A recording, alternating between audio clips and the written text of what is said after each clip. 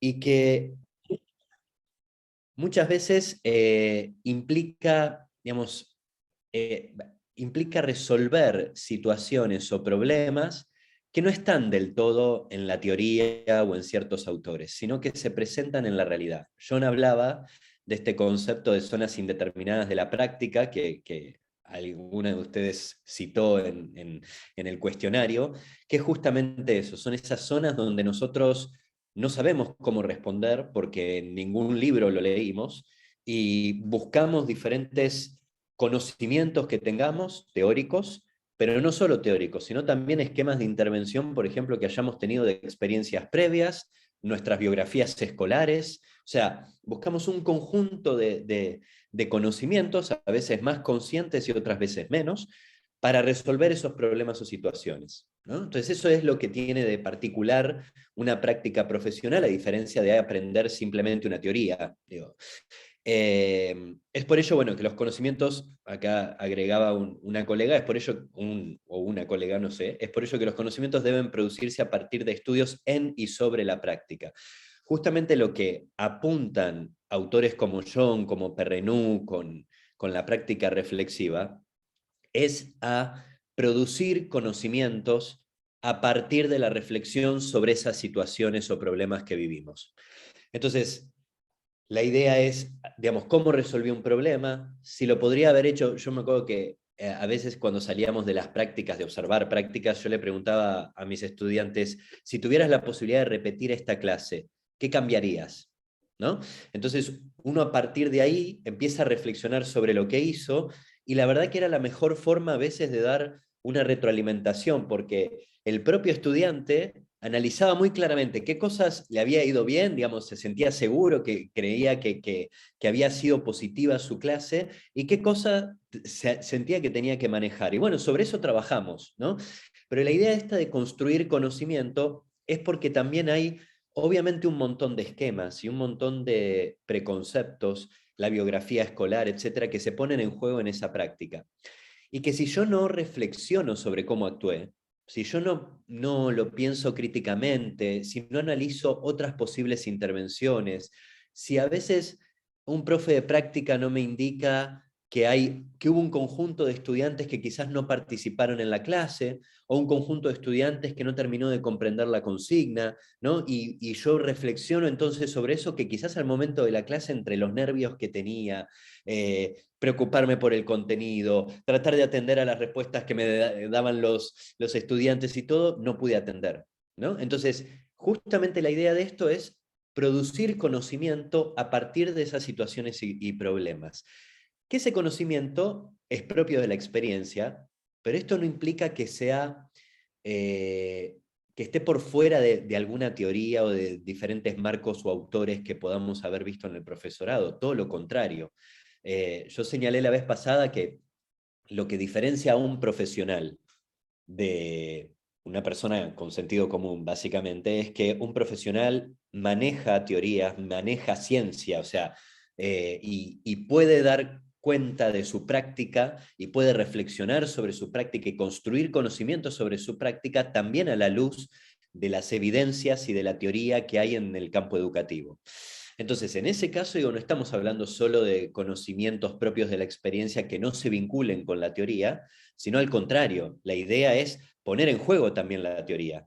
Y ahí uno ve cómo a veces la teoría tiene sus lagunas, ¿no? O sea, sus cuestiones que puede explicar y cuestiones que nos quedan por fuera y que quizás tenemos que recurrir a otras teorías o incluso a otros campos disciplinares para poder explicar esa situación. Por ejemplo, la sociología. La sociología explica un determinado tipo de fenómenos que en muchos casos atraviesan las escuelas y las aulas, y vamos a hablar un poco de esto con un ejemplo. Ahora, la sociología, como toda disciplina, tiene sus límites, porque justamente sus límites están dados por el objeto de estudio. Entonces, si bien se desarrolló la sociología de la educación no logra explicarlo todo. Y es altamente probable que tengamos que recurrir a conceptos de política, a conceptos de psicología para poder entender algún fenómeno del sistema educativo. Entonces, esa reflexión sobre la práctica, el análisis sobre los problemas reales, el poder pensar distintas soluciones, también está involucrado con la reflexión, digamos, con traer la teoría y con reflexionar sobre la teoría, incluso con producir nueva teoría, ¿no? Digo, como constructores de conocimiento. Entonces, creo que este aporte que hizo alguno de ustedes me parece que sintetiza muy bien algunas de las ideas centrales del encuentro anterior. Después se habló de la práctica reflexiva, no me acordaba, pero bueno, ya lo hablamos esto, pero dice, la práctica reflexiva es el motor de los cambios en las propuestas de enseñanza y aprendizaje, nos permite buscar constantemente mejores propuestas para desarrollar capacidades en nuestros estudiantes, comparto plenamente, creo que la práctica reflexiva es lo que nos permite también como docentes ir mejorando nuestra práctica, y hay algo que me parece muy interesante, después lo vamos a trabajar, que creo que un aspecto central de la práctica reflexiva es poder trabajar sobre las evidencias de aprendizaje de nuestros estudiantes. Digo, más allá de mi reflexión personal, cada vez que uno sale de una clase, se queda con distintas ideas de esa clase y reflexiona y piensa qué cosas hizo bien.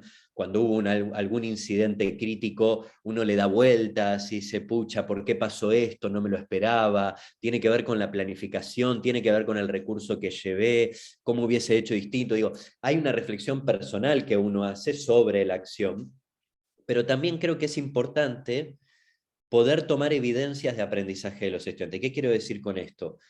Algunas tarjetas de salida que se llaman así, o tienen distintos nombres, pero poder al final de la clase hacer 2 o 3 preguntas como estas que yo les compartí a ustedes, de, bueno, ¿qué ideas te llevaste de la clase? ¿Qué dudas te quedaron? ¿Qué aspectos vos sentís que no entendiste? ¿Qué quisieras reforzar o continuar profundizando en futuras clases? Que completen los estudiantes.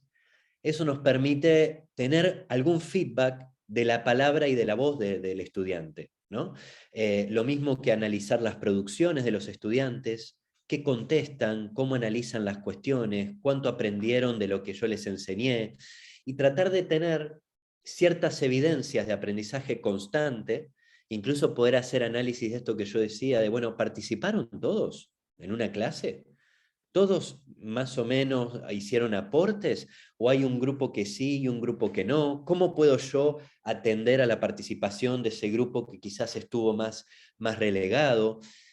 Digo, estas cuestiones son claves para nutrir nuestra reflexión. Y hay distintas estrategias. Digo, me acuerdo de un libro que era muy interesante, muy chiquitito, de una colega chilena que analizaba distintos protocolos para promover la reflexión con evidencias en un conjunto de docentes en las instituciones. Entonces, había distintos, ¿no? Pero básicamente la idea era juntarse con otros docentes y poder traer, por ejemplo, una producción de un estudiante y que los otros docentes analicen esa producción. Y que en función de algunas preguntas, los otros docentes digan, bueno, qué aspectos consideran valiosos de esa producción, qué aspectos consideran que el estudiante quizás no terminó de comprender, y a partir de ahí, me acuerdo uno de los protocolos, ¿no? La docente expone su estrategia didáctica y se termina analizando en conjunto. Entonces, bueno, qué cosas salieron, digamos, fueron positivas de esa estrategia, qué cosas se podrían revisar, pero a la luz de los trabajos de los estudiantes. Y me parece que esa idea de reflexionar a la luz de evidencia es muy interesante, y uno como docente tiene que proponerse entonces generar esas evidencias.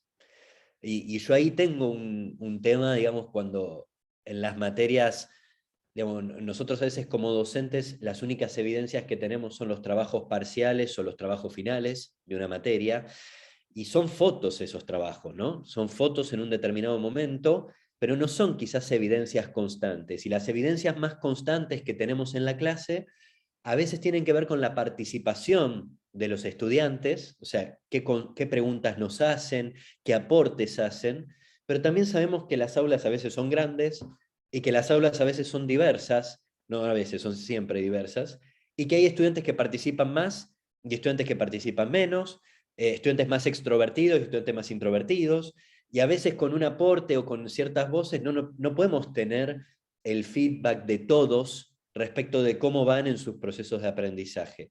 Y a veces uno cree que esto genera mucho trabajo para el docente, pero la verdad que, por ejemplo, hacer estas tarjetas de salida son prácticas cortitas, no requieren mucha elaboración por parte de los estudiantes, y a nosotros nos van dando un termómetro de las cuestiones que comprenden y las cuestiones que están más difíciles y sobre las cuales hay que trabajar.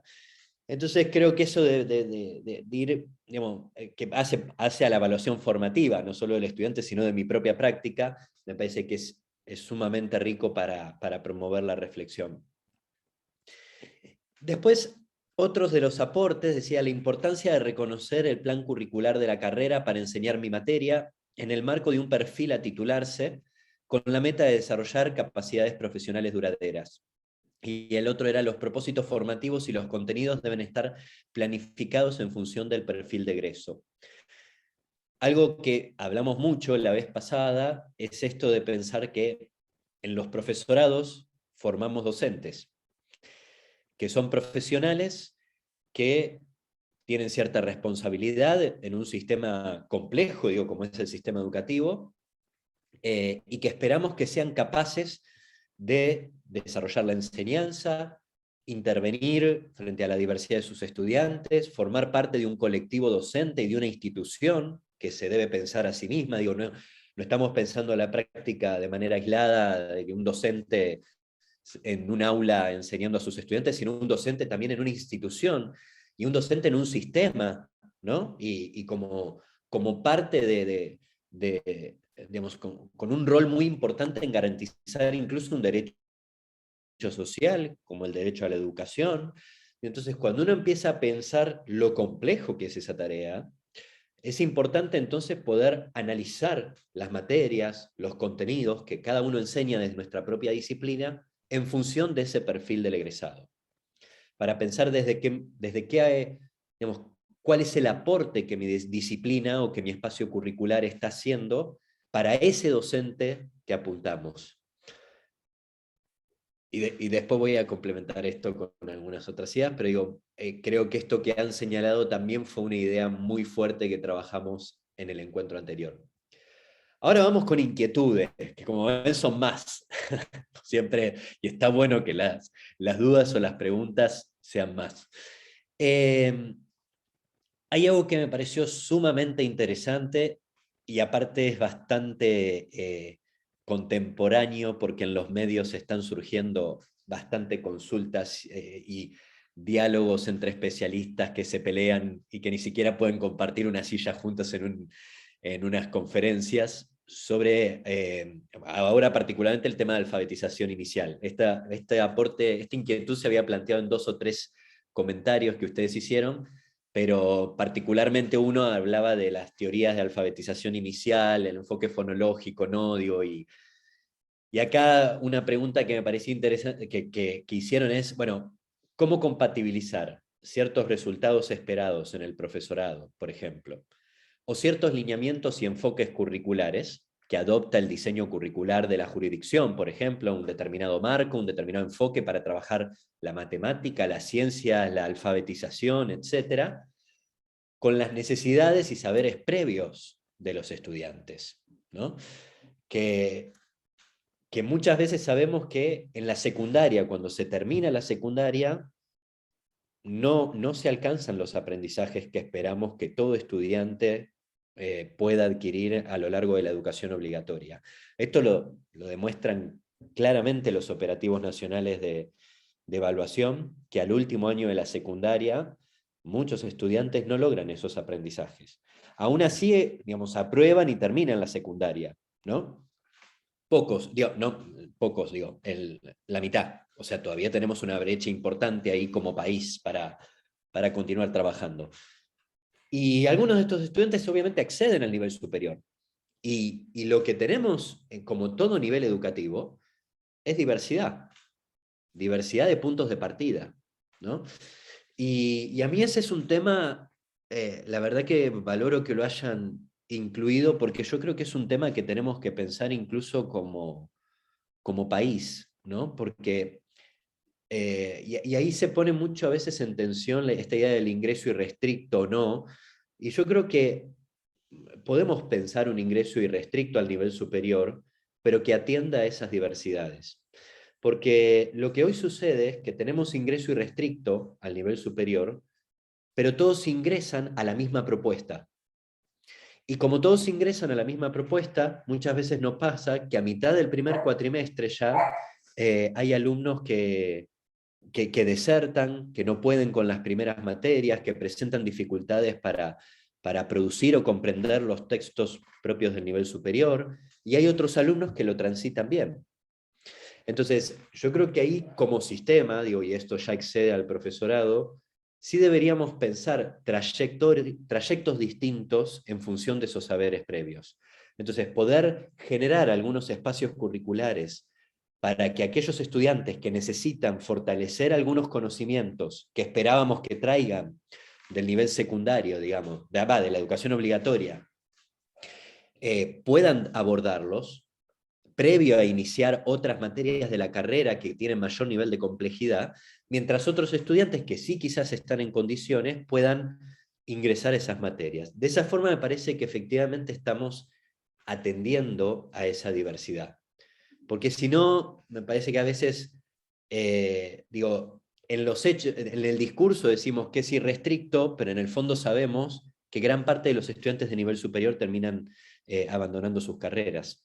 Entonces ahí, y en algunos casos, porque les presentan muchas dificultades para atravesar las exigencias académicas que les demanda el nivel superior, ¿no? Entonces yo creo que eso a nivel de sistema. Ahora, a nivel de un instituto, digo, pensando en las prácticas dentro de un profesorado, yo creo que, por ejemplo, las cuestiones asociadas a la escritura y la lectura de textos son claves. Y ahí se pueden generar ciertos acuerdos didácticos entre todos los docentes, de poder pensar en que todos de alguna forma ofrezcan, por ejemplo, guías de lectura para orientar la lectura de los textos, que todos al momento de pedir a sus estudiantes que hagan producciones escritas, guíen sobre qué tipo de producciones escritas se espera, cuáles son los criterios con los que tienen que cumplir esas producciones, que algunos docentes trabajen textos argumentativos, que otros trabajen textos informativos, o sea, poder distribuirse diferentes tipos de texto a lo largo del profesorado entre distintos docentes, y que de alguna forma se llegue a cierto acuerdo de qué aspectos se deben contemplar en las consignas. Por ejemplo, si nosotros sabemos que un texto argumentativo en general plantea una idea o una hipótesis, plantea argumentos que se van desarrollando y alguna conclusión final, ¿no? Digo, como grandes aspectos de la estructura de una secuencia argumentativa. Entonces, poder decirle esto a un estudiante, mira, para elaborar este texto argumentativo, nosotros te pedimos que en primer lugar plantees tu hipótesis, tu idea, qué es lo que querés sostener, que identifiques 2 o 3 argumentos que hacen a esa idea, que evidencies esos argumentos a través, digamos, que fundamentes esos argumentos a través de evidencias o de algunos textos que vimos a lo largo de la materia. Todos los argumentos que plantees tienen que estar fundamentados en evidencias o en textos que vimos o autores que vimos en la materia. Y por último, a partir de eso te pedimos que redactes una conclusión. Si un estudiante en diversas materias se ve expuesto a esta consigna y empieza a producir textos siguiendo esta secuencia, por ejemplo, es altamente probable que al finalizar el profesorado pueda escribir tranquilamente un texto argumentativo y fundamentarlo y articularlo con autores que vimos en el profesorado, ¿no?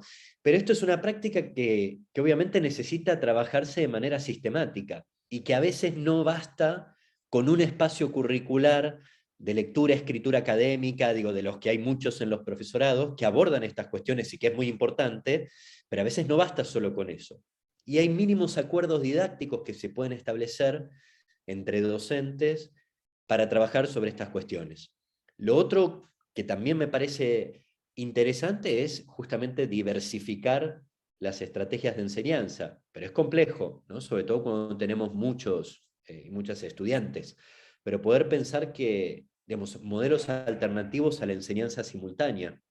Entonces, poder ir generando diversas tareas en función de los niveles previos de aprendizaje que tienen los estudiantes, ir trabajando en diferentes grupos al interior de un aula, por ejemplo, trabajando diferentes estímulos o recursos. Digo, sabemos que hay estudiantes que se llevan mejor con la lectura de un texto, hay estudiantes que se llevan mejor con otro tipo de recursos, como por ejemplo recursos audiovisuales, ¿no? Entonces, cuanto más diversifiquemos nuestros recursos, cuanto más diversifiquemos las producciones que les pedimos a nuestros estudiantes, las estrategias didácticas que planteamos y los agrupamientos que hacemos en el aula, bueno, eso también da más lugar a comprender, a incluir esa diversidad, ¿no? Que es la enseñanza simultánea, digamos.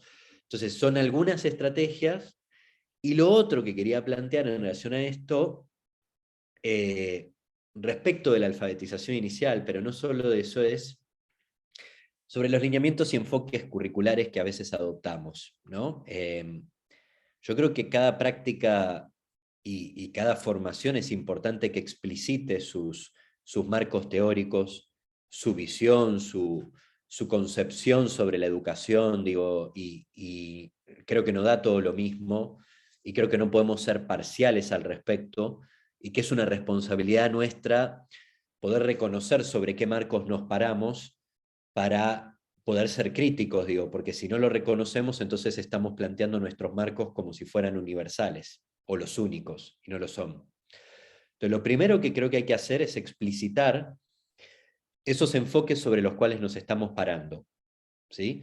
Porque eso dice que hay otros, y que nuestra selección es una.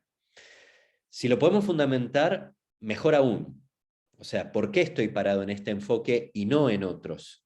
Y no de una manera sencilla, digo, yo ahí digo, soy bastante crítico y ecléctico respecto de los enfoques, porque creo que cada enfoque, digo, a ver, cada teoría ha tenido su contexto de surgimiento, tanto histórico como en un determinado país o lugar o momento, digo, lugar en el mundo que responde a una cultura, que responde a una problemática social existente en ese momento, que digo, cuando uno lee a Skinner, por ejemplo, o ve videos de Skinner, es un tipo más que apasionado por entender los procesos de aprendizaje de sus estudiantes, ¿no? O sea, no lo veo un tipo malintencionado que quiere dominar mentes y digo, lo que pasa es que, bueno, en ese periodo histórico, frente a un intento de la psicología por posicionarse como ciencia, al igual que otras ciencias exactas, por trabajar con evidencia, digo,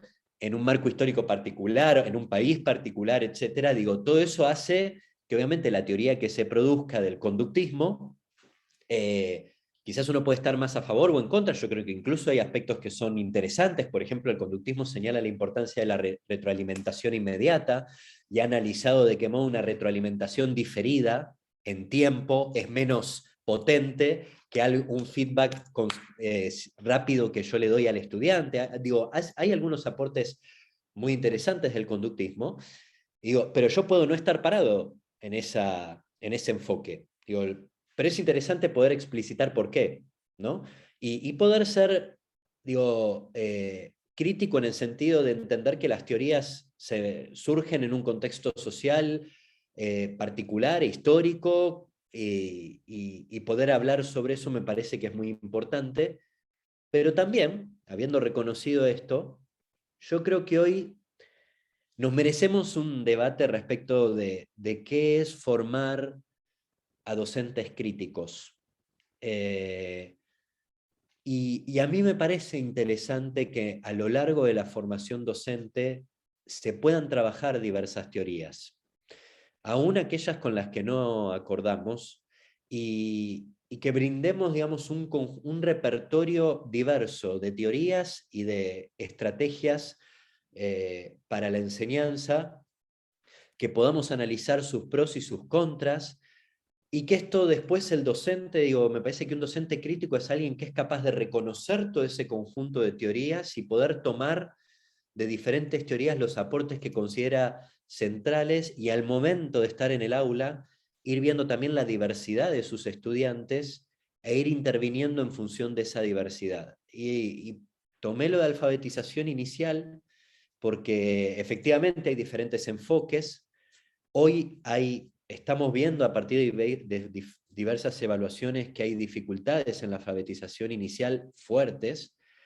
Muchos alumnos y alumnas terminan la primaria con dificultades severas en la escritura y en la lectura, y creo que eso nos tiene que llevar a replantearnos qué está pasando con las prácticas de alfabetización inicial, por ejemplo, en las escuelas primarias, qué enfoques se están trabajando, qué enfoques no se están trabajando, y me parece que ahí, digo, dependiendo las investigaciones que uno tome, se va a parar de una biblioteca o de la otra, porque hay investigaciones, tanto que señalan la importancia de trabajar de manera constructivista, digo, y en ese sentido, no sé, Ana María Kaufman, como una de las referentes en nuestro país, ha investigado mucho sobre eso, y hay otras investigaciones del otro lado, digamos, que señalan el enfoque fonológico y justamente las virtudes que tiene ese enfoque, sobre todo en la adquisición del lenguaje para sectores populares. Entonces digo, vamos a encontrar investigaciones de ambos lados que señalan, digamos, las potencias o las virtudes de un enfoque u otro.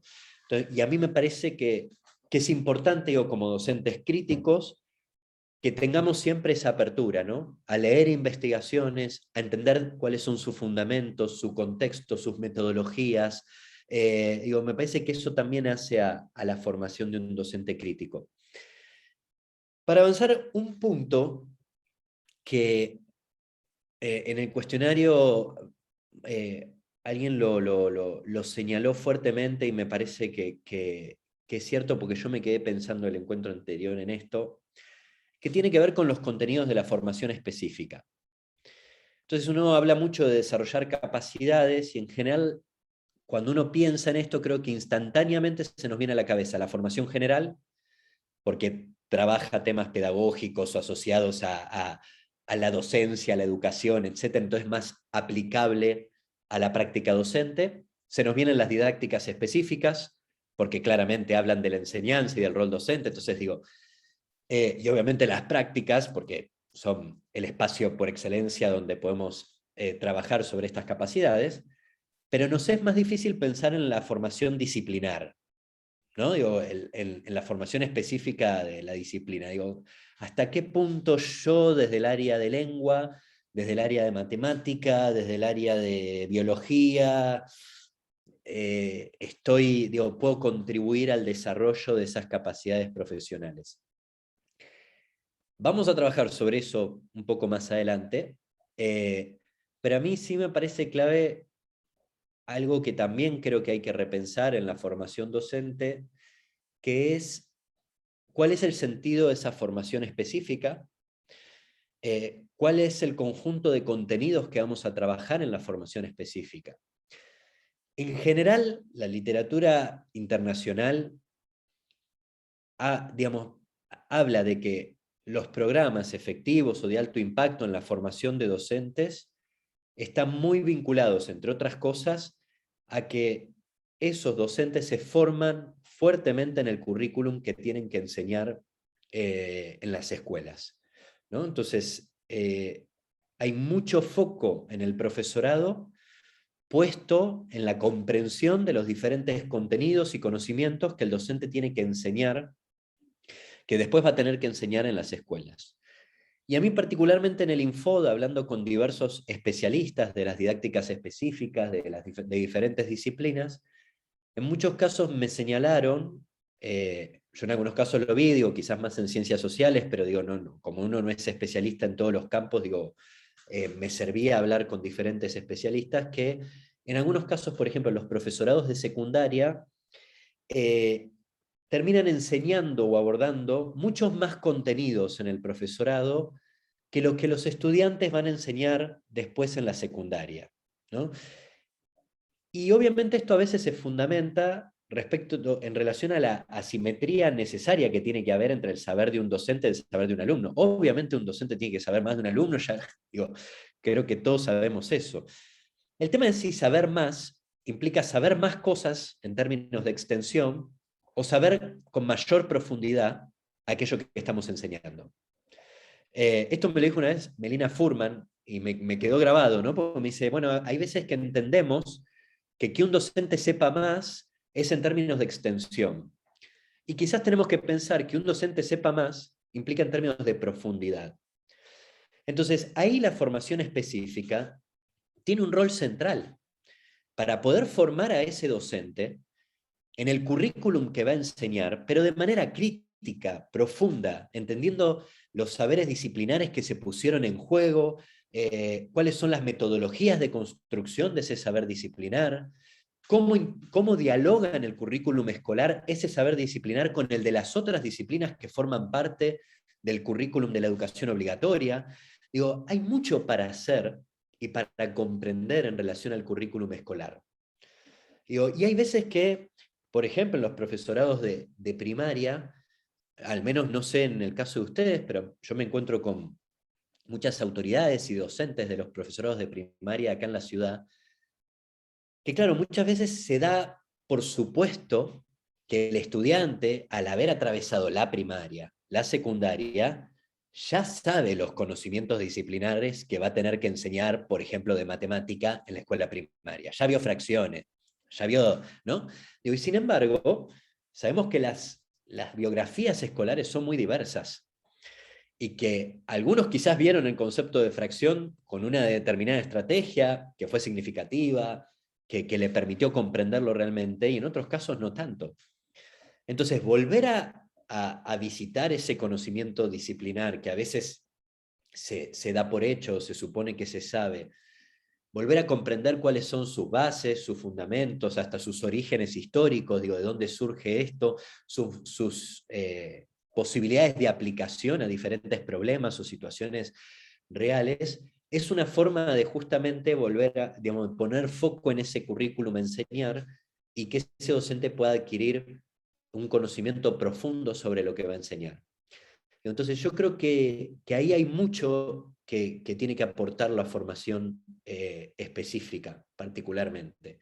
Y con esto no quiero decir, digo, que no haya, que no, solo tengamos que restringirnos al currículum a enseñar y que no podamos dar algunos otros fundamentos o aportes que creamos valioso para ese docente.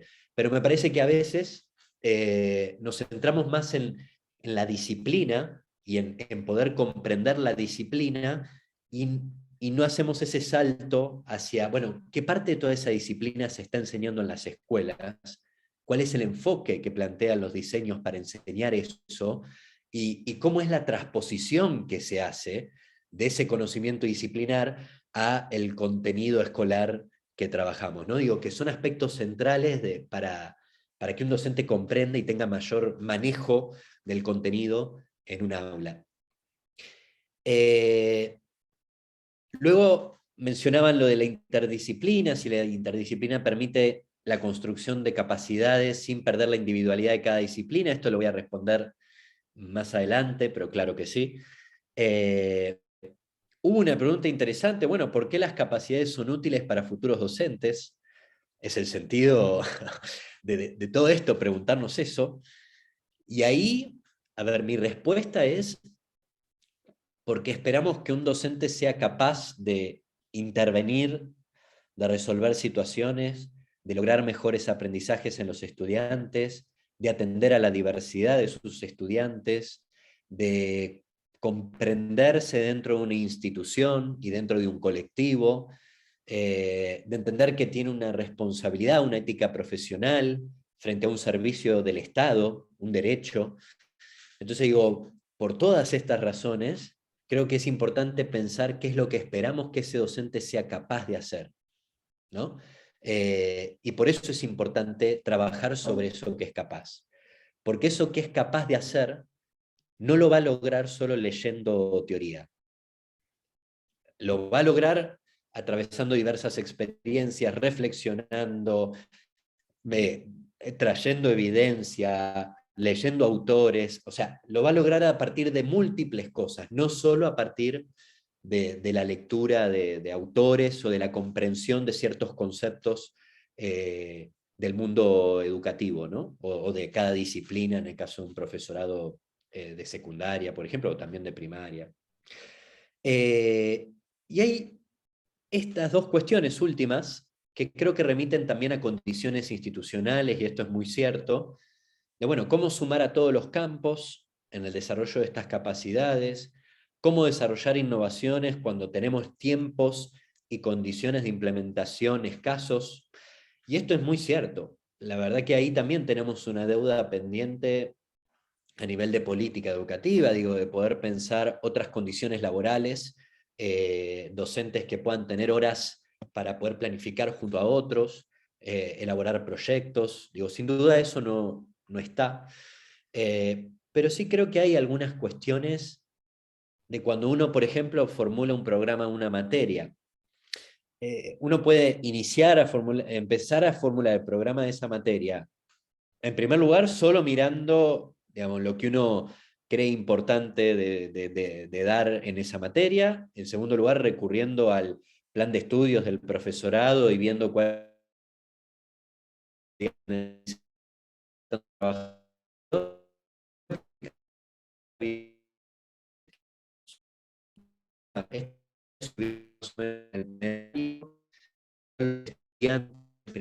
simultáneamente están trabajando estas otras materias.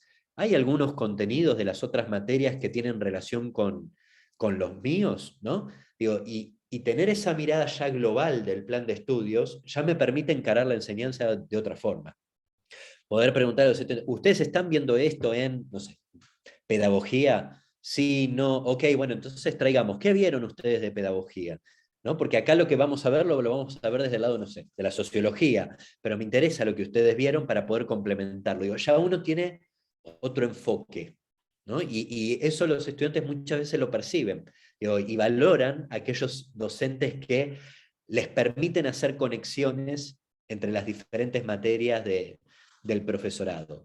Y me parece que eso es relativamente sencillo, digo, y casi una responsabilidad que tenemos como docentes al momento de pensar nuestro programa de la materia.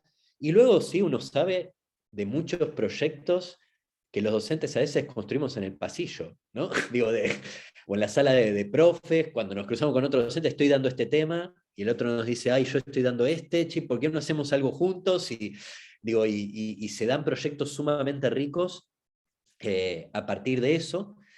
Y sí creo que desde el lado de las coordinaciones, pero también desde nosotros, poder ponernos de acuerdo, por ejemplo, en estos criterios que yo decía de algunos acuerdos didácticos de cómo trabajar las consignas, las propuestas de lectura, escritura, la bibliografía, tratar de evitar las reiteraciones de la bibliografía, poder analizar los diferentes programas y ver si hay una diversidad de autores y de fuentes a lo largo de toda la formación. Eh, Creo que estas cuestiones más de mirada transversal y de coordinación también son importantes para articular más, para evitar superposición de contenidos, ¿no? En algunos casos pasa que entre pedagogía, sociología, política educativa, hay contenidos que están como muy superpuestos, digo, y hay veces que los estudiantes sienten que hay redundancia en algunos contenidos, entonces poder ahí parar la pelota y decir, bueno, a ver, ¿qué voy a dar yo? ¿Qué vas a dar vos? O desde qué enfoque vamos a trabajar cada uno de estas cosas, sepamos que el otro va a estar trabajando desde otro enfoque, entonces tratemos de complementarnos. Digo, hay una mirada, me parece, del plan de estudios, que es importante que quizás en jornadas institucionales y en espacios de trabajo se pueda hacer esa mirada transversal y a partir de ahí volver sobre los programas de las materias. Pero sin duda faltan tiempos y es como todo, al principio cuesta más porque nos lleva más tiempo, como cuando armamos el programa de una materia que estamos por arrancar y que nunca dimos, ¿no? Uno le pone mucho esfuerzo ahí, nos lleva mucho tiempo y después a lo largo de los años uno lo que va haciendo es trabajando sobre eso, actualizándolo, reformulándolo, pero ya no arranca desde cero. Entonces, creo que esto es lo mismo, ¿no? Quizás al principio nos lleve más tiempo y después es algo que en la práctica se va como aceitando una vez que se logren esos acuerdos didácticos. Y estos son otros temas, como ven, hubo muchas inquietudes sobre la educación sexual integral, cómo abordar el vínculo entre las teorías y la práctica, sobre la ESI. Yo ahí en relación a esto creo que hay un tema de la educación sexual integral, incluso lo hablé con el área curricular del Infod, porque en su momento la ESI dentro del profesorado se pensó sobre todo para que futuros y futuras docentes se formen en un enfoque de educación sexual integral, ¿no? O sea, para que todos los docentes egresados puedan manejar algunas cuestiones de enfoque de género, del desarrollo de la sexualidad, cuestiones de derechos, o sea, digo, de diversidades. Entonces estuvo más pensada en la formación del propio docente que en la enseñanza de la ESI en las escuelas. Y hoy, al menos, por ejemplo, en Ciudad, me está llamando la atención que estamos haciendo muchos encuentros entre profesorados y sistema educativo. Supervisores, directores y docentes de escuela, ¿no? Para ver qué necesidades tienen las escuelas y cómo las podemos abordar desde el profesorado. Y sale mucho el tema de la ESI. Y cuando uno ve en la ciudad, acá hay mucha formación en educación sexual integral. Hay cursos, postítulos, están las materias en el profesorado. Entonces uno dice, pucha, o sea, y de hecho hace muchos años que se viene ofreciendo formación en educación sexual integral, hay jornadas en las escuelas. Entonces uno dice, ¿qué está pasando? Que, digo, que los docentes siguen señalando como un desafío la enseñanza de la educación sexual integral y que los estudiantes, y esto se vio en una encuesta que se hizo del Ministerio Nacional, siguen señalando que hay muchos contenidos de la educación sexual integral que ellos no están siendo, digamos, que no se enseñan en las escuelas. Entonces yo creo que ahí tenemos el desafío en relación a la ESI de poder seguir pensando en ofrecerle a ese docente diferentes enfoques y miradas inclusivas de la diversidad, digo, y teorías que nutran su propia perspectiva sobre la educación sexual integral, pero también tenemos el enfoque de pensar la educación sexual integral desde el campo de la formación específica, si se quiere. Porque la educación sexual integral del nivel inicial no es lo mismo que en el nivel primario y no es lo mismo que en el nivel secundario. Abordar estos temas con las infancias y las adolescencias tiene, digamos, diferencias sustantivas. Y me parece que también un futuro docente tiene que saber cómo trabajar estos temas según los diferentes niveles, edades y situaciones que pueden darse en un aula. Y que el espacio de ESI debería ser un espacio para comprender, desarrollar herramientas y intervenciones que permitan trabajar eso con los diferentes sujetos del nivel. Y ahí está la tensión, entonces, si la ESI se ubica en la formación general o en la formación específica, ¿no? Quizás en ambos, diría yo. Digo, la formación general más como un saber propio del docente y la formación específica más orientada a los estudiantes. Luego se hablaba de algunas cuestiones más, como por ejemplo las definiciones institucionales sobre las capacidades profesionales y cómo eso impacta en las definiciones de mi propia materia. Creo que esta idea de pensar el currículum en su conjunto y el perfil del egresado, y a partir de ahí pensar cómo mi materia contribuye a ese perfil, puede dar luz sobre esto. Esto lo reitero porque se habló antes, alguien se preguntaba acá si los estudiantes logran capitalizar lo que toman en la carrera, y algo de esto voy a hablar sobre los procesos de evaluación y cuánto nosotros como profes sabemos qué es lo que los estudiantes capitalizan de la carrera. Algunos cuestionaban, y no voy a decir qué campo en particular, pero uno de ustedes mencionó, bueno, ¿cuál es el sentido de algunas materias del plan de estudio, no voy a decir el campo, dentro de la formación de un docente? Lo plantearon así expresamente, yo traté de borrar el campo para no generar tensiones, pero creo que esto habla de que a veces como institución no tenemos esa mirada del plan curricular completo, ¿no? Y un análisis de decir, bueno, a ver, ¿qué queremos con todo esto? ¿Cuál es el rol de cada una de las materias en este perfil del egresado? Y que todos seamos conscientes entonces qué rol juega cada colega en la formación de ese perfil, ¿no? Y esto uno lo encuentra, no son ustedes solamente, ¿eh? En muchos profesorados. A mí me pasa que la formación específica critica la general critica la específica, digo, los pobres profes de práctica tratan de hacer malabares por integrar todo el resto, o sea, digo, estas tensiones se viven al interior de muchos profesorados. Digo, y me parece que justamente tenemos que darnos esa posibilidad de pensar, bueno, cuál es ese perfil y qué aportamos cada uno a ese perfil, y tener todos claros el aporte de esas disciplinas. Y también animarnos a repensar si hay algunas cuestiones que vemos que no, quizás no aplican al perfil docente que nosotros queremos formar, ¿no? Y acá planteaban algo interesante, que algo hemos mencionado en el encuentro anterior, sobre, bueno, ¿qué pasa cuando queremos integrar dos materias, pero los estudiantes no siempre las están cursando en simultáneo? Y este es un tema.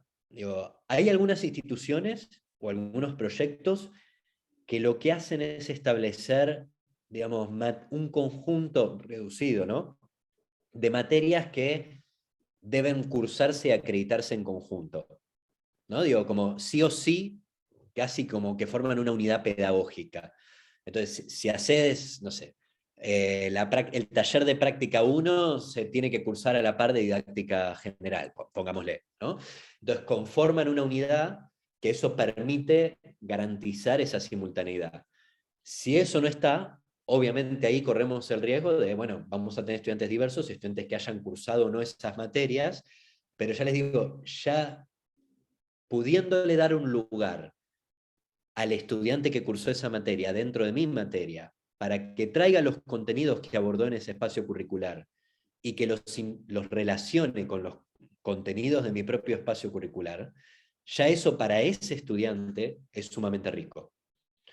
Entonces me parece que ahí hay algo de poder yo ser consciente de cuáles son el conjunto de materias que los estudiantes podrían conectar con la mía y propiciar esas conexiones en el aula, por más que no todos las hayan atravesado, es sumamente interesante para los que ya la atravesaron, pero también para los que la van a atravesar. Porque seguramente ese estudiante, cuando vaya a esa otra materia que en su momento conectamos con la mía, diga, ah, sí, me acuerdo de la relación que hicimos en pedagogía cuando trabajamos esto, digo, entonces sirve tanto para atrás como para adelante, digamos. Hay un perro, perdón, pero... Entonces, ahora sí para avanzar en algunas cuestiones sobre, y profundizar, digamos, algunos aspectos que vivimos la vez pasada. Nosotros habíamos mencionado estas dos cuestiones de, digamos, orientar los propósitos formativos y los contenidos hacia el perfil del egresado, hacia la comprensión de la práctica docente, el desarrollo de capacidades profesionales y poder integrar disciplinas. Entonces yo simplemente quería ahora compartirles algunos aportes en relación con estas dos cuestiones. En relación a orientar los propósitos, yo quisiera volver a retomar esto, de poder pensar esta idea de capacidades como esquemas de intervención, ¿no? Y esquemas de intervención complejos que están conformados por múltiples elementos, como metodologías y técnicas que pude haber aprendido en el profesorado, enfoques, teorías, conceptos de diversos autores, disposiciones, o sea, hábitos asociados al pensamiento y a la acción que tenemos, que a veces construimos en el profesorado y otras veces construimos en nuestra historia de vida o en nuestra biografía escolar, saberes asociados a experiencias previas, o sea, situaciones de enseñanza, por ejemplo, en las que yo me expuse en el profesorado, que luego me permitieron, cuando yo egresé del profesorado, dar respuesta a ciertas problemáticas o a ciertas clases en función de lo que yo viví en mi experiencia previa, ¿no? Y también se pone en juego el conocimiento del contexto, o sea, cuánto yo conozco a los estudiantes, cuanto más los conozca es altamente probable que mejor sea capaz de intervenir en las aulas, cuánto conozco a la institución. Digo, el conocimiento del contexto siempre me permite desarrollar mejores intervenciones, ¿no? Entonces, creo que lo que hay que pensar en este sentido es que el desarrollo de capacidades implica esta complejidad y pensar desde nuestras propias espacios curriculares qué podemos aportar en relación a cada uno de estos elementos y cómo se integran, ¿no? Entonces sí poder pensar, bueno, que... y ahí es donde yo ahí empleo la mirada y digo, bueno, mi materia seguramente aporta teorías, conceptos o autores, pero también puedo trabajar ciertos hábitos de pensamiento, puedo trabajar ciertas experiencias que creo que van a ser ricas para los futuros docentes, puedo brindar alguna estrategia, alguna metodología que me parece interesante, puedo desde mi materia trabajar sobre el conocimiento del contexto. Entonces ahí se nos abre un abanico mucho más rico para pensar el aporte de cada una de las disciplinas al desarrollo de capacidades. Luego, digo, además de esto, algo que mencionamos la vez pasada es recuperar el sentido de la enseñanza para la comprensión. Si yo creo que comprender es, como dice Perkins, actuar, pensar y actuar flexiblemente con lo que uno sabe, entonces mi pregunta es, ¿cómo vamos a promover que los estudiantes actúen, piensen, pero actúen también flexiblemente con todo el saber que abordamos en cada una de nuestras materias? ¿No? Entonces yo tengo que desarrollar como docente diversas situaciones donde los estudiantes puedan pensar sobre los contenidos de mi disciplina, pensarlos críticamente, preguntarse, debatir con otros, y donde puedan actuar a la luz de los contenidos de mi disciplina. Entonces, donde puedan quizás intervenir en situaciones de la práctica en función de la disciplina. Algo que a mí a veces me sirve, y lo hemos trabajado con varios docentes, es más que pensar en cuál es el conjunto de contenidos que yo tengo que dar en mi materia, poder pensar en qué experiencias formativas yo quiero ofrecer a los estudiantes, ¿no? ¿Qué experiencias quiero que pasen en el profesorado que, que creo que un docente sí o sí tiene que haber pasado, ¿no? En relación a la comprensión de la matemática, en relación a intervenir en situaciones didácticas, en relación a observar distintos escenarios educativos y ser crítico frente a esos escenarios. Digo, pensar más en términos de experiencias nos permite tener esta idea más global de aspectos a trabajar en la formación y no centrarnos exclusivamente en autores o conceptos o teorías que son muy importantes, digo, pero que es una parte limitada del espectro de aprendizajes que esperamos lograr en un profesorado. Bueno, esto ya lo dije, lo de la formación específica, poder trabajar mucho el currículum escolar.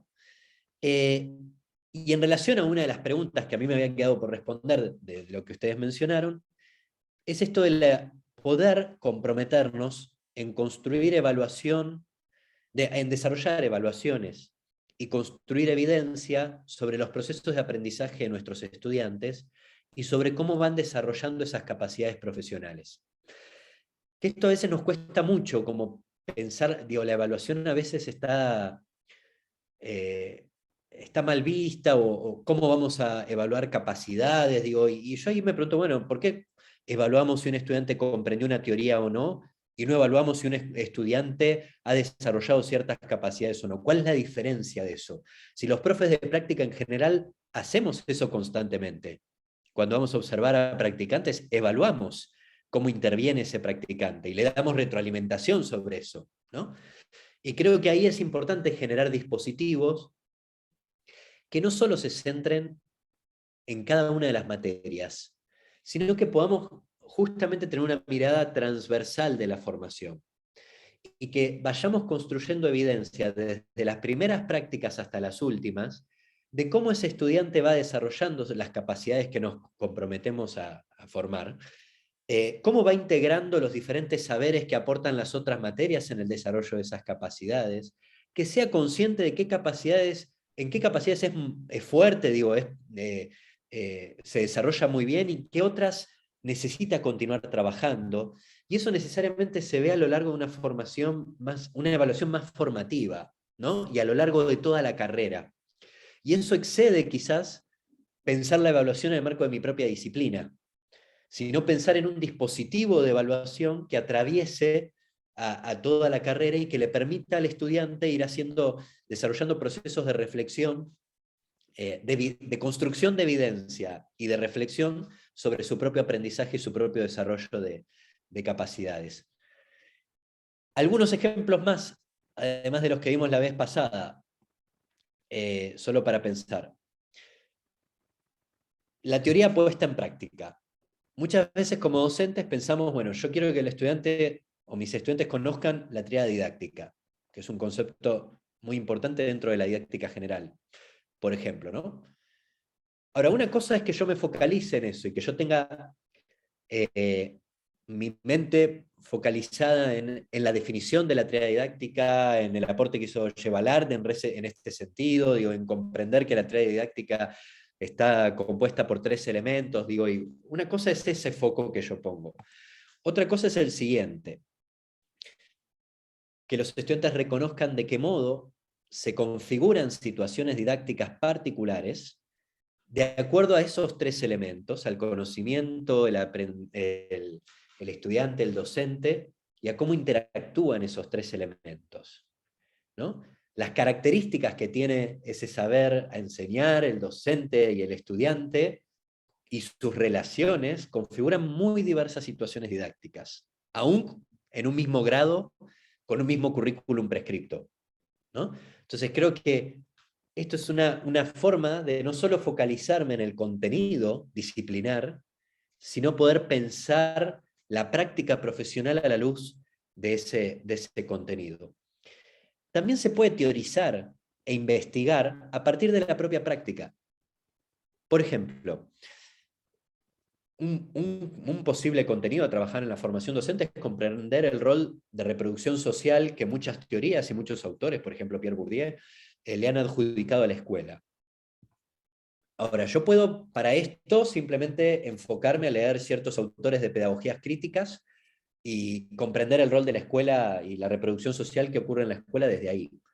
O yo puedo hacer algo que es un trabajo de campo, donde los estudiantes tengan que hacer observaciones en escuelas de distintos sectores socioeconómicos y que vean qué diferencias y similitudes hay entre esas escuelas, si tienen más recursos, qué pasa con las respuestas de los estudiantes, cómo son los docentes, que empiecen a construir hipótesis de por qué ocurren esas diferencias y similitudes y empezar a teorizar sobre eso. Y es altamente probable que lleguen hasta incluso a algunas conclusiones de autores muy renombrados en la historia de la humanidad, pero a partir de un análisis empírico. Y a partir de ahí, si yo leo a Bourdieu, por ejemplo, o a Giroux y McLaren, digo, depende de los autores de las pedagogías críticas también que uno quiera citar, voy a comprender mucho mejor esa teoría, porque la vi, porque fui a escuelas de diferentes sectores socioeconómicos y vi las diferencias que había, y vi cómo se reproducían algunas desigualdades sociales en las escuelas. Las viví, las analicé, construí hipótesis, entonces es mucho más fácil entender las teorías de los autores. ¿No? Digo, entonces es otra forma también de vincular la formación con la práctica. Lo otro es comprender la teoría a través del análisis de la práctica. Por ejemplo, imaginemos en un profesorado de historia. Yo puedo esperar, obviamente, que los estudiantes comprendan los principales cambios económicos, sociales y políticos que produjo la revolución industrial en Europa desde una perspectiva crítica, ¿no? Como parte de un contenido de aprendizaje de la historia. Digo, imaginemos que yo soy un profe de la formación específica. Yo puedo, digamos, poner el foco ahí. Ahora también como parte de esa enseñanza, sin dejar de lado la enseñanza de esto, yo puedo plantear lo siguiente: que los estudiantes analicen críticamente los contenidos del diseño curricular y que incluso vean algunas propuestas didácticas que les puedo llevar yo como docente o que pueden ver ellos en las escuelas, digo, dependiendo las posibilidades, en relación a cómo se está enseñando la revolución industrial. Y que analicen críticamente tanto los lineamientos o contenidos curriculares como las metodologías de enseñanza o las propuestas didácticas. Para yo hacer eso, sí o sí tengo que conocer con mucha profundidad la revolución industrial. Sin duda tengo que hacerlo. Pero estoy mirando la práctica docente y cuál es la transposición didáctica que se hace de la revolución industrial en un contexto concreto a la luz de la disciplina.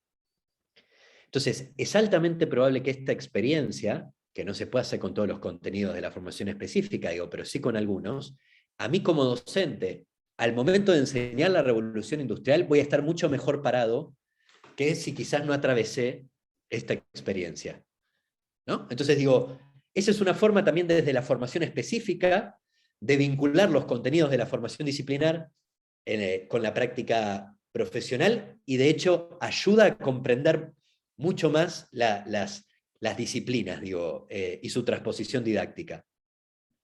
Entonces, esta es otra de las ideas que quería compartirles en relación con esto. Y digo, hay algunas otras cuestiones que no tienen tanto que ver con los contenidos, sino más bien con, en todas las clases, en todas las materias, poder desarrollar capacidades vinculadas con la enseñanza y promover la reflexión pedagógica. Eh, esto básicamente, a ver, por ejemplo, que los estudiantes den microclases entre ellos sobre temas de la propia materia y que trabajemos sobre esas clases que dictan, es sumamente rico para promover la reflexión pedagógica, se están trabajando los contenidos disciplinares de las materias, y es una forma de contribuir al desarrollo de capacidades vinculadas con la enseñanza, la observación, la retroalimentación, poder analizar producciones didácticas, planificaciones, evaluaciones de los docentes que usan en las escuelas, proyectos educativos institucionales de las escuelas y traerlos al aula del profesorado, también es una forma de vincular la práctica con nuestras materias, elaborar, o sea, que los estudiantes elaboren planificaciones, elaboren propuestas de evaluación, elaboren recursos didácticos también, obviamente, recuperar en nuestras aulas las biografías escolares de los estudiantes, qué vivieron en sus escuelas, cómo les enseñaron estos contenidos en sus escuelas, qué recuerdan, qué no recuerdan, cómo eran sus docentes. Digo, recuperar las biografías escolares también forma parte de esa reflexión pedagógica. Obviamente modelizar prácticas desde nosotros, los docentes, pero también promover la evaluación y la reflexión sobre nuestras propias prácticas y nuestros propios programas con los estudiantes. ¿Qué les gustó de la clase de hoy? ¿Qué cosas no comprendieron? ¿Qué les gustó del programa de la materia? ¿Qué cosas mejorarían de mi propio programa? ¿No? Y que haya un proceso constante de reflexionar sobre la enseñanza a lo largo de todo el profesorado. Eso es algo que creo que todos podemos hacer desde las diferentes materias que damos en un profesorado, independientemente del campo del cual formemos parte, y contribuye también al desarrollo de estas capacidades. Y por último, para ya ir cerrando, en relación a la interdisciplina, nosotros hablamos, digamos, Garner y Boyce-Mansilla plantean 3 cuestiones en relación a la enseñanza interdisciplinaria, para quienes preguntaban cuál es el lugar de la disciplina en esto. Y en primer lugar es que la interdisciplina está pensada para resolver o dar respuestas o comprender situaciones reales. A diferencia de las disciplinas, que en algunos casos tienen sus problemas propios, digo, y que no necesariamente están relacionados al contexto, por ejemplo, todos los problemas intramatemáticos, ¿no? Que no hacen necesariamente a la resolución de problemas en la vida real, sino que son problemas propios de la matemática y de la reflexión y de la producción de conocimiento matemático, los problemas filosóficos, digo. La interdisciplina está apuntada a resolver problemas más pragmáticos, si se quiere, de una forma más pragmática, que son problemas de la realidad social o de la práctica docente, por ejemplo. Entonces, para trabajar de manera interdisciplinaria, en el profesorado sería interesante poder pensar cuáles son los problemas o situaciones de la práctica profesional que nos interesaría abordar en el profesorado, ¿no? Una vez que tengamos claro esos problemas, por ejemplo, uno puede plantear la problemática de la diversidad en un aula, puede plantear la problemática de los aprendizajes en matemática y por qué los aprendizajes en matemática nos cuestan tanto en nuestro país, por qué los indicadores de evaluación en matemática dan tan bajos, y poder plantearlo como problema. Cuando uno toma esos problemas, lo que entonces tiene que hacer es, bueno, ¿cuáles son los aportes de las diversas disciplinas para comprender este problema? Porque este problema no se resuelve solo con matemática, ni con psicología del aprendizaje, ni con sociología de la educación. Probablemente se resuelva con un conjunto de conceptos y de teorías. Entonces es ahí donde yo empiezo a identificar los principales aportes. Obviamente, seguramente todo está conectado, digo, si queremos podemos hacer millones de relaciones, ¿no? Pero digo, algunos centrales, y el tercer paso es poder pensar en cómo dialogan esos saberes entre sí. Digo, porque esa es la diferencia entre lo multidisciplinar y lo interdisciplinar. Lo multidisciplinar es yo veo un problema desde distintos ángulos. Entonces, en mi materia de sociología lo abordo desde acá, en la psicología desde acá, etc. Y quedará para, para el estudiante hacer relaciones entre ciertos conceptos o autores de la sociología y de la psicología para entender mejor esa situación. Cuando yo me propongo una enseñanza interdisciplinaria, yo promuevo como docente esas relaciones y las trabajamos en el aula, ¿no? Entonces, a partir de ahí, construyo ese saber disciplinar. Y como vimos, digo, si uno se pone a pensar en el caso de, la vez pasada vimos el caso de una profe de ciencias sociales que se proponía enseñar derechos humanos y se le fue de mano la clase, digo, y le costó resolverla, etc. Nosotros vimos este ejemplo de que justamente si trabajamos el caso de esa profe como un caso de estudio en el profesorado, lo puedo ver desde múltiples materias dentro del profesorado.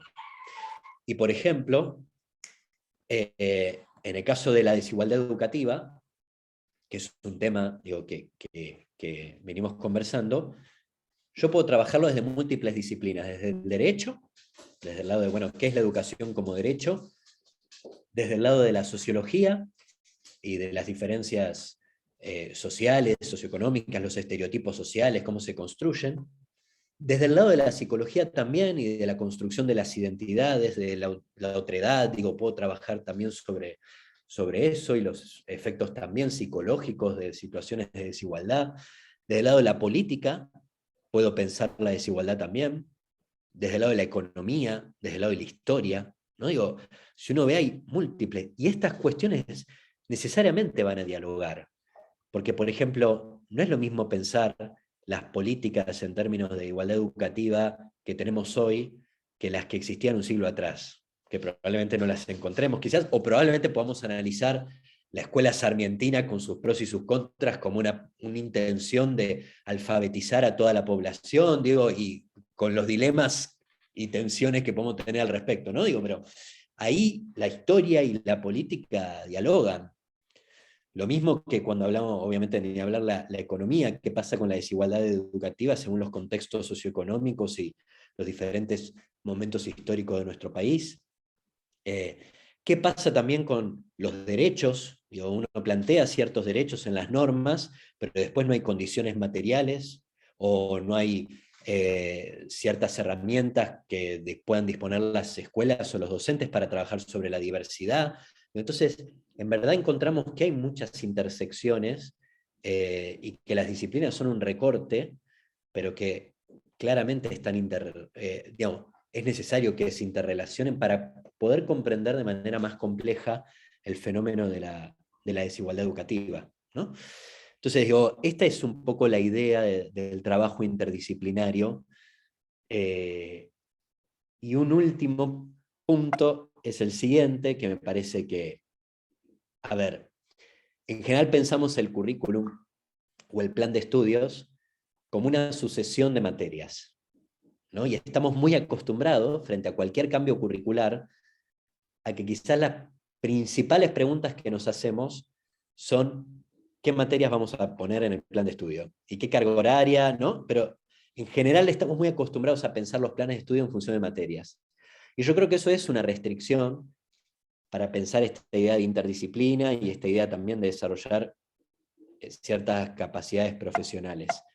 Y para pensar solamente, y si alguna vez tienen la posibilidad de hacer este trabajo más a modo de reflexión, digo, y compartir con colegas, me parece que es interesante poder pensar en otra secuencia de plan de estudios, que tenga que ver con esto, de decir, bueno, recuperamos esos problemas y situaciones relevantes de la práctica profesional que creemos que todo docente, cuando salga del profesorado, tiene que medianamente saber afrontar, ¿no? ¿Cuáles son? ¿Cuáles son esos problemas o esas situaciones? Poder reconocer estos aportes de las disciplinas y obviamente la interacción. Pero pensándolo en términos curriculares, sería de la siguiente forma. ¿Qué perfil de egresado tenemos? Que apunta a eso, ¿no? Digo, más en profundidad, ¿qué capacidades esperamos que desarrolle ese egresado? Pensando en esos problemas o situaciones que tiene que ser capaz de resolver. También me interesaría sumar esto, ¿cuál es el sentido de la educación y la ética profesional que queremos desarrollar en esos egresados? ¿Qué conjunto de teorías, metodologías, disposiciones, conocimiento de contexto, experiencias, engloba la formación en cada una de esas capacidades que esperamos que ese egresado tenga? Si hablamos de la capacidad de intervenir en la diversidad, la capacidad de planificar la enseñanza, la capacidad de reflexionar sobre su práctica. Bueno, ¿cuál es el conjunto de teorías, metodologías, etcétera, que se ponen en juego en esa capacidad? ¿Qué experiencias formativas resultan potentes? O sea, qué experiencias yo creo que van a servir a ese estudiante para poner en juego esas capacidades y para poder verlas también yo como docente y poder retroalimentarlas, ¿no? ¿Cómo abordamos ese sentido y esa ética profesional a lo largo de esas experiencias? Porque esto también es importante, digo, como más filosófico y más en un nivel de un sentido ético, digo, de la profesión. Y recién después de ahí, ¿cuál es el mejor criterio de organización de las unidades curriculares? ¿Son las disciplinas? ¿Son problemas? Digo, ¿cuál es el mejor criterio? O quizás me encuentre que en algunos casos me sirve que ciertas unidades curriculares sean disciplinares, pero en otros casos me sirve que ciertas unidades curriculares trabajen sobre ciertos problemas de la práctica. Por ejemplo, la educación inclusiva. Por ejemplo, la evaluación de los aprendizajes. Por ejemplo, las estrategias de enseñanza. Yo podría tener materias enteras para abordar estos contenidos, y no son disciplinares. Son más enfocadas en problemas o en capacidades que yo quiero desarrollar como docente. Y quizás tenga otras de matemática, porque necesito que formar en el currículum a enseñar, digo, y poder pensar en distintos modos de organizar ese currículum, pero a la luz del perfil del egresado, de las capacidades, de ese conjunto de aprendizajes que esperamos que desarrolle, ¿no? Y no al revés. Digo, entonces me parece que quizás el desafío que tenemos muy a futuro, pero también me parece sirve para reflexionar al interior de los profesorados, es como ir de atrás hacia adelante. Entonces poder pensar cuál es la meta y ir operacionalizando y desagregando esa meta para poder después pensar entonces cuáles son las materias que tienen más sentido para formar a ese profesional. Pero bueno, hasta acá digo algunos aportes, busqué digamos, dar algunas respuestas a las preguntas que ustedes habían planteado al principio y profundizar algunos temas sobre lo que vimos la vez pasada. Y bueno, ahora me gustaría conocer si hay, no sé, reflexiones, dudas, consultas, y dar un espacio para poder compartir.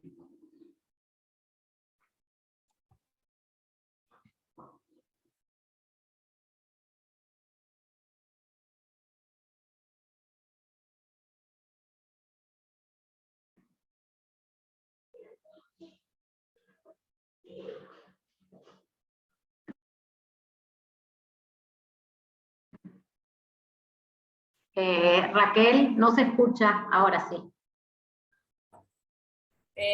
¿Cómo estás, Manuel? Bueno, soy Raquel y estoy en el área de formación inicial y bueno, escuchando atentamente. Gustosamente también muchas ideas que vos trajiste, que está explicando y que abriste. Se está comenzando en el instituto, entonces tú decís, eso lo estamos haciendo, eso está en proceso, como bien preguntaste vos, con algunos puntos. Y nos queda mucho por conversar, para conversar al interior de cada carrera, ¿no? Sobre todo en la totalidad de los profesores. Sabiendo que profesores, ahora si nosotros nos reunimos, seguramente van a una carrera y también trabajan en otra carrera. Y es interesante todas las voces para que puedan traer todas estas ideas que vos nos sugeriste, empezaste también a considerar otras que nosotros ya venimos trabajando y que tenemos en las proyecciones de carreras, en los objetivos institucionales, y tenemos una oficina de experiencia que es donde es un poco lo que nos plantea, es decir, bueno, a ver si podemos observar, ¿sí?, en distintos trabajos, en distintas muestras, qué se desarrolla esas capacidades y qué evidencias si dan cuenta de esas capacidades. Y esa es un poco la consigna que nosotros la trabajaremos hasta octubre, que es el tiempo y el proceso que necesitamos también para que puedan desarrollar esas capacidades. No sé si alguno de los profes, alguna de las chicas de área quiere hacer alguna pregunta, tenga alguna inquietud. Sabemos que después nos compartís el material completo, entonces podemos volver a leer, podemos volver a revisar al interior de cada carrera. Y por nuestra parte acá que estamos, chicos, profes, estudiantes también, a ver si nos lleva algo. Alicia, era oportunidad. Una oportunidad, no los chicos. Los estudiantes, chicos, alguien que está los acá para que lo pueda ver.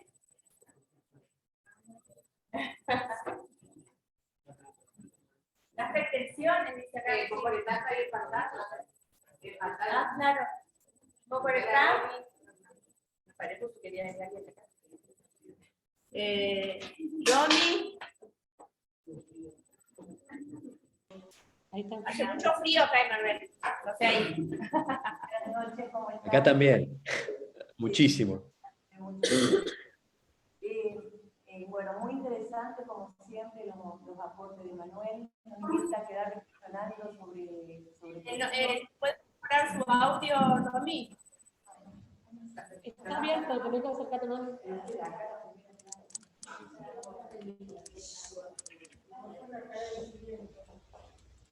Buenas noches, ¿cómo están? Buenas noches. Buenas noches. Bueno, nos quedamos pensando en los aportes, como siempre, uno queda un poco más allá, reflexionando en lo que hacemos, en lo que tenemos que mejorar, en lo que nos damos cuenta que podemos potenciar. Y algo que nos quedó, esta cuestión de las evidencias, como hablaba Emanuel, pensándolo también desde el lugar de cómo ampliar y enriquecer los procedimientos de evaluación. Porque para no quedarnos solamente a veces con la mirada de las producciones, sino lo que hablaba hoy Emanuel, esta cuestión de la participación, las preguntas que puedan realizar los chicos, toda esa riqueza que hace el proceso, ¿no? Porque me quedé con esto de la foto, es verdad. Muchas veces nos quedamos con esos instrumentos finales, con los parciales, con esos trabajos prácticos y perdemos la riqueza de todo el proceso. Pero que estas evidencias también se la puedan pensar desde nuestros alumnos en la práctica. Porque nosotros utilizamos, sí, una guía o una grilla como para poder evaluarlos, pero podemos pensar también en algunas categorías de análisis una vez que los chicos terminan con su práctica o sus jornadas, y que esas categorías sean un insumo de reflexión dentro del IFD, ¿no? En el taller mismo. Llegar también a un... Muy rico. A ver, sí, lo que pasa es que, sin duda, digo, según los espacios curriculares, uno tiene que pensar distintos tipos de evidencias. A ver, a mí me parece clave, digamos, a lo largo de las materias, poder pensar justamente estas distintas evidencias, no solo para los estudiantes y para que vayan reflexionando, haciendo consciente dudas, preguntas que surjan, identificando qué cosas aprendieron o no, sino también para que uno como docente ir teniendo el termómetro, ¿no? Digo, más allá de que esto no quita que uno pueda en algún momento hacer una evaluación más sumativa, que integre la materia, digo, no estoy descartando una opción, lo que digo es que eso sea parte del proceso, entonces digo, que es el sentido de la evaluación formativa. Entonces, me parece que eso es clave, digo, que es algo que nutre tanto al estudiante como al docente. Eso por un lado. Y sí quiero hacer una salvedad respecto al tema de la participación, porque lo que a veces también me encuentro muchas veces es que no tanto, les diría, no sé si ustedes lo ven tanto en el nivel superior, pero pasa mucho en las escuelas, donde se evalúa supuestamente la participación de los estudiantes en las aulas, ¿no? Y muchas veces es un criterio muy subjetivo de evaluación. Porque, primero, como docentes, como estamos a cargo de la clase, nos cuesta registrar qué alumno participó o no. Digo, no tenemos un registro tan cuantificado y una evidencia tan clara de cuántos participaron y cuántos no. Entonces, a veces eso termina redundando en que termino manejando el criterio más por mis percepciones, de, bueno, más o menos a lo largo de la materia, fulanito es un alumno que suele participar, este otro no tanto, ¿no? Y mi pregunta es, ¿cuánto la participación habla del proceso de aprendizaje de un estudiante? En el sentido de, como decía antes, si hay estudiantes que son introvertidos, y yo les pido que se expresen en voz alta todo el tiempo, y es la única forma que les estoy, digamos, ofreciendo para que puedan demostrar lo que van comprendiendo, y es altamente probable que ese estudiante se vea desfavorecido por ese criterio, porque digamos, le va a costar mucho, ¿no? Entonces, es ahí donde creo que uno como docente tiene que hacer una reflexión. Si los criterios que propone son criterios los criterios de evaluación, ¿no? La participación en clases, varias cuestiones de ese tipo, son criterios que realmente reflejan los procesos de aprendizaje y que nos permiten evaluar cuánto los estudiantes están aprendiendo, o si reflejan otras cuestiones, más disposiciones de los estudiantes, digo que es algunos más extrovertidos, más capaces de hablar, de participar en una clase, digo, de exponer sus ideas que otros o no, o si en muchos casos son requisitos, que no es lo mismo que un criterio de evaluación. Un requisito es, si un estudiante no entregó un examen, y yo puedo decir, no está en condiciones de ser evaluado porque no me entregó el examen. O sea, entonces, si el examen es un requisito para que yo vea lo que el estudiante aprendió y no lo entregó, o no entregó un trabajo práctico, por ejemplo, eso es un requisito que tiene que cumplir. La asistencia es un requisito que tiene que cumplir. Ahora, no es un criterio de evaluación. Si yo considero el criterio de evaluación como el aspecto, digamos, los criterios los podríamos definir como los aspectos del proceso de aprendizaje que uno como docente va a valorar, ¿no? Llamémoslo así, como los criterios de evaluación focalizados en aprendizajes. Entonces, yo tengo un conjunto de requisitos, que asista a clases, que entregue los trabajos, que realice las evaluaciones, etc. Incluso uno puede, digo, podemos discutir cuestiones de conducta, digo, que mínimamente tengan ciertas relaciones de respeto, de empatía, digo, de escucha con sus compañeros, con el propio docente. Digo, bueno, yo puedo establecer un conjunto de requisitos. Ahora, ¿cuáles son los aspectos del aprendizaje que yo voy a valorar? Voy a valorar que pueda utilizar los diferentes autores que vimos a lo largo de la clase. Voy a valorar que pueda conectar e interrelacionar los diferentes actores. Voy a valorar que pueda usar todas esas teorías para resolver situaciones o problemas de la práctica. Y entonces ahí es cuando yo estoy poniendo el ojo en el aprendizaje y en mis objetivos que tengo en la materia, ¿no? Y estoy pensando criterios de evaluación focalizados en esos aprendizajes que quiero lograr. Entonces ahí cambia rotundamente los criterios y las propuestas de evaluación que tenemos. En relación a la práctica, coincido plenamente con lo que señalabas. A ver, hubo mucho cuestionamiento hacia las grillas de observación o los instrumentos categóricos donde uno pone ciertas dimensiones, ¿no? de que va a evaluar o observar de un docente practicante, de un practicante, perdón, y eso se cuestionó mucho y ahí empezó toda la idea de los enfoques más narrativos y poder, en verdad, digamos, construir instrumentos más narraciones que grillas de observación tan estandarizadas, porque la crítica que se le hizo es, bueno, no toda práctica tiene que tener todos estos puntos, y que los tenga todos tampoco significa que sea una buena clase. Yo puedo quizás en algún momento no utilizar un recurso audiovisual y que no por eso sea una mala clase, ¿no? Entonces digo, frente a ese cuestionamiento, a veces se dejan de lado esas grillas. Y yo creo que efectivamente, como vos señalabas, es importante que nosotros tengamos ciertas capacidades que queremos trabajar, y que a lo largo de las observaciones y en las retroalimentaciones podamos hacer foco en esas cuestiones, ¿no? Y que el estudiante pueda también evaluarse y reflexionar sobre su propio desempeño a la luz de esas capacidades. Entonces, eso, si yo lo hago de manera sistemática a lo largo de los 4 años de la formación, es altamente probable que hasta el estudiante después autónomamente reflexione sobre esas capacidades, porque las va a tener muy internalizadas, digo, porque sabe que al momento de dar una clase son aspectos importantes a tener en cuenta, ¿no? Y ahí logramos también la construcción de la autonomía y de la reflexión autónoma por parte del estudiante. Digo, ya incorporó esas dimensiones de análisis, si se quiere, y a partir de ahí él o ella empiezan a reflexionar de manera autónoma sobre eso. Digo, pero creo que el poner foco sobre ciertas cuestiones y trabajarlas de manera sistemática y sostenida a lo largo del tiempo, es lo que hace que podamos avanzar en esas cuestiones, ser conscientes de nuestras dificultades, desarrollar distintas estrategias para ir resolviéndolas, y así que creo que es sin duda el camino que hay que transitar.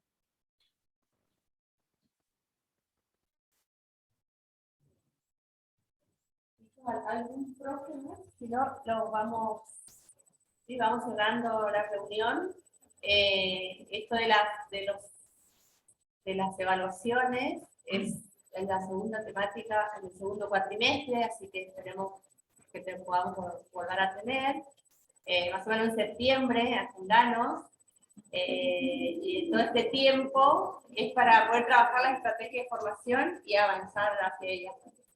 Emanuel, un placer, muy generoso, Lucía, como siempre vos, un gusto de parte de toda la institución, y Lucía, ¿querés pedirlo?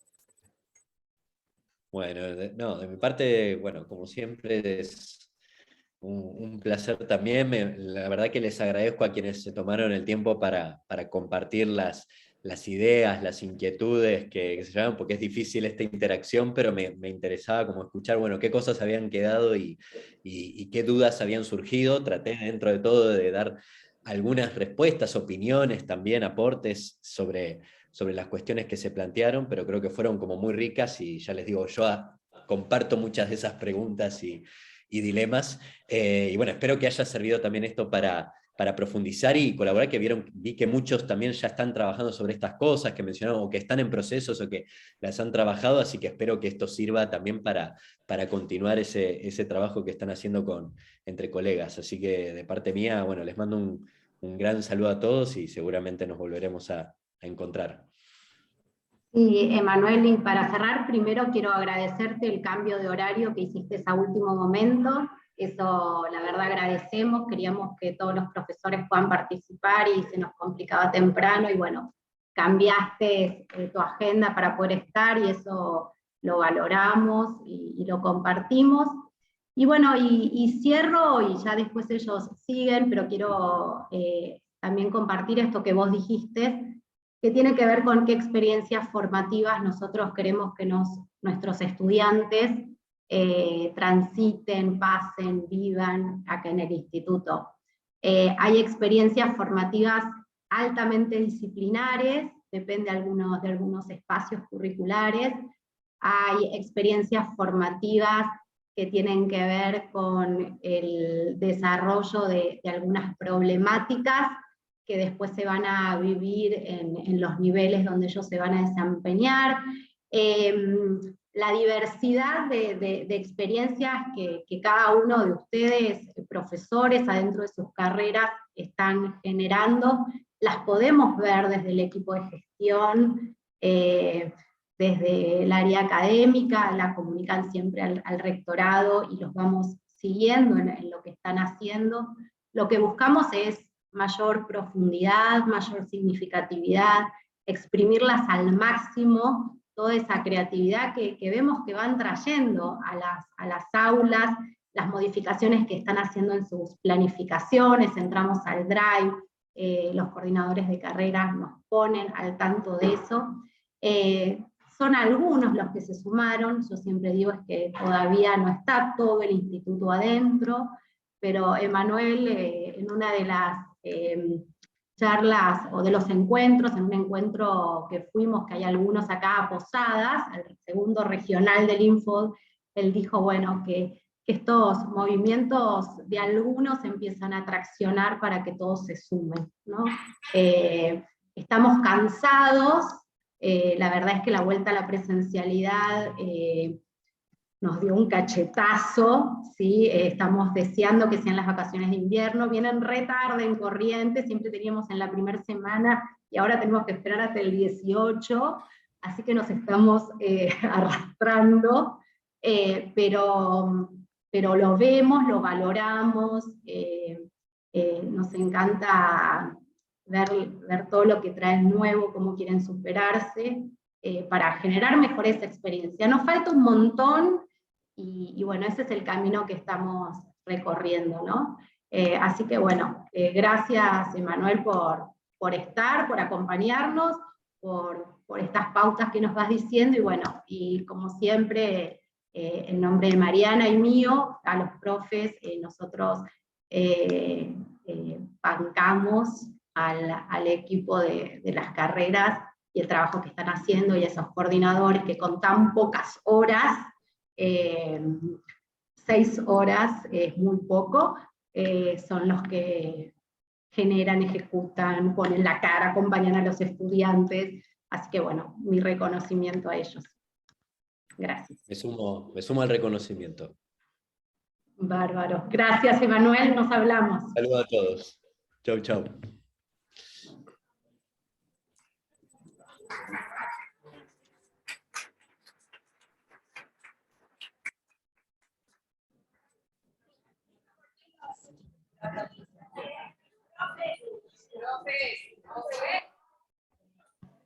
No te vemos, Laura.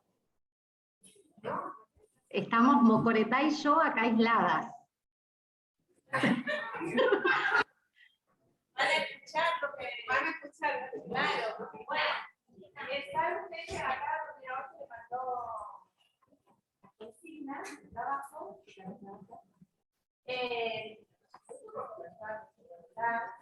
Va cerca del audio, Raquel. Acá, hable cerca. Ah. Varias definiciones que ya se vienen trabajando en las carreras, y eso me parece que nos alienta mucho más a continuar enriqueciendo las proyecciones. Se puso algunas consignas muy precisas que tiene que ver con esto, con la interdisciplina, y ver, en el 90% de las proyecciones se escribieron intercátedra, vinculaciones, interdisciplinas en algunas. Bueno, ahora hay que como materializar mucho más, ¿sí? Ver cómo se va a transmitir un poco en relación a lo que dijo Emanuel, que nos puso un poco más de definiciones, nos explicó, nos dio ejemplo, él, después Mercedes nos pasa a nosotros, les pasa a ella, este material, volver a leerlo. Sí es importante que la totalidad de los profesores puedan estar dentro de la carrera, porque él permanentemente marcó dos cuestiones: que se conozca el plan curricular en su totalidad, y ver qué pasa con mi materia, qué ya están aprendiendo. O sea, si yo llevo una materia en tercer año, un espacio curricular en tercer año, dice, bueno, a ver qué ya aprendieron, qué materias aprendieron en primer año, qué materias ya cursaron en segundo año, y eso me pareció un punto muy importante para nosotros. Si les parece, cada coordinador va a organizar su modo de trabajar, de continuar con la consigna que ya se les envió, y sería al 17 de junio, ¿sí? Sería enviar a formación inicial este trabajo. En este tiempo, cómo van a trabajar ustedes esa consigna, y enviar, los coordinadores, ¿sí? Enviar ese cuadro que se dijo.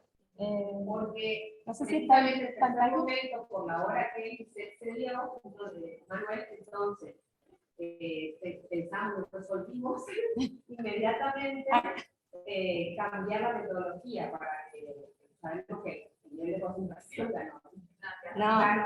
Entonces, imagínate que ustedes puedan aprovecharlo a él, y este trabajo, que es un poco afinar y profundizar lo que ya viene trabajando, cada coordinador instrumente de la manera que considere, si quieren reunión, como quieren instrumentar, para seguir afinando y bosquejando lo que va a ser el producto de la oficina.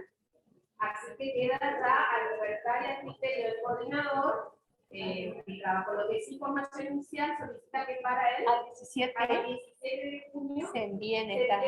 es nada, es afinar en lo que viene trabajando.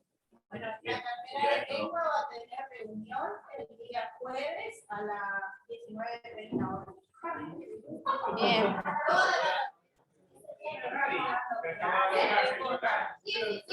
17 Bueno, Pero el 17 ¿sí? Perfecto. Muy bien, cada coordinador te envía.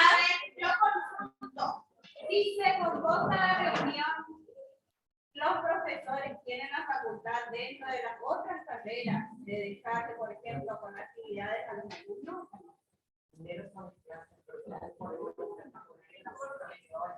Sí. Claro. Perfecto. Sí, hay carreras que ya eligen quedarse ahora. Claro, esa es. Muy bien. Hay carreras que van a quedar a trabajar. Mocoretá, no sé si está esperando, nos despedimos. Hola, Raquel. Raquel. Me quiero despedir a Mocoretá, le quiero ver porque se fueron. Raquel.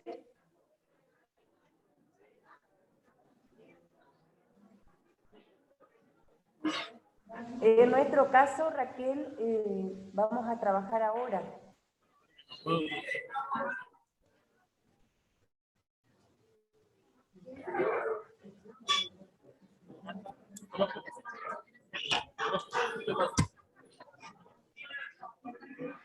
Raquel, ahí le están escuchando. Ah, ¿a dónde no me ven?